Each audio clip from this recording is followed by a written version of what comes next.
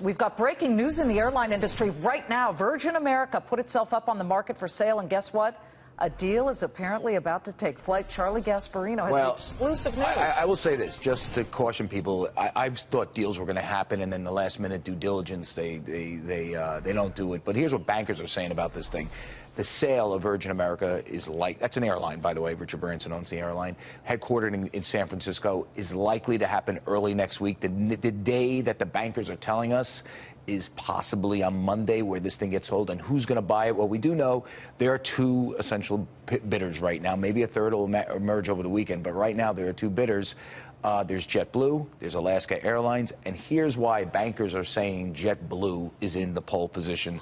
So just watch this. This is what they're saying. I'm not going to predict it, but I'm going to lay it out there for people if you want to play. There's an arbitrage game that goes on here. People buy stocks of various companies based on these sort of speculation. But the reason why people think JetBlue is good is probably in the pole position is a union issue, right? There's a lot of union. Can we put up JetBlue stock because it's on the move, Charlie, right now? But is it up or down? It is up, more than 1%, but it was up 0.5% before you got so down it's on this. Now, this is what the bankers are saying. I'm not saying they're definitely going to buy it, but the bankers are definitely saying they're in the pole position because they have essentially the same type of fleet. They have an Airbus. That's where they buy. There are two big manufacturers of airplanes, Boeing and Airbus. Yeah.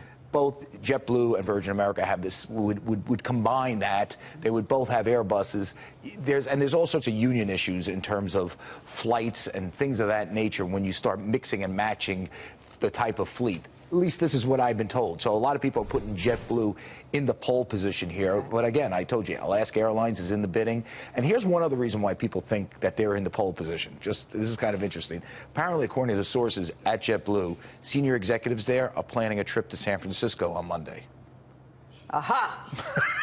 I'm just telling you. This is what's bouncing around in the market right now. Well, and JetBlue is based in Queens. Yeah, but we should point out that Virgin America is based on the West Coast. Based on the West Coast. So anyway, there you have it. It's an interesting story. We don't see too many airline merger stories. You know, the Feds kind of... For a while there, 2 years or 3 years ago, it was happening. We did, but in a while, because the Feds kind of don't like it. It's all sorts of price competition they're worried about. Yeah, and local attorneys general don't like it either, depending on where the hubs are. Right, attorneys general. Yes. And I know... That's what I said. You've corrected me on that. Anyway, the stocks are moving as if this thing is going to happen soon, and we keep hearing from bankers Monday. And again, just the pole position. I'm not saying this is going to happen. But the bankers are saying that, you know, if you're gonna lay odds, you lay odds on JetBlue and for the reasons of culture. You know, Virgin is sort of whimsical, and JetBlue started off that way too. Do you think that Richard Branson would feel comfortable with the JetBlue fit? Yeah, it looks like he would. You know what I'm saying? That's another thing. But I think it's more the airlines kind of fit better. Apparently, you know, I'm not an expert. You know, what do I know? I fly first class. That's about it. But, that's pretty fancy, that's pretty fancy. But apparently they have the same fleet. They have this Airbus. And when you have different types, you know, it's good to have like one type of plane, cost efficiencies and things of that nature. So here we go. Let's see what happens Monday. It's a good. I keep hearing Monday could be the day, but we'll see what. That's from bankers. The companies are mum. So Charlie, take it for what it's worth. Charlie breaks it right here. Okay.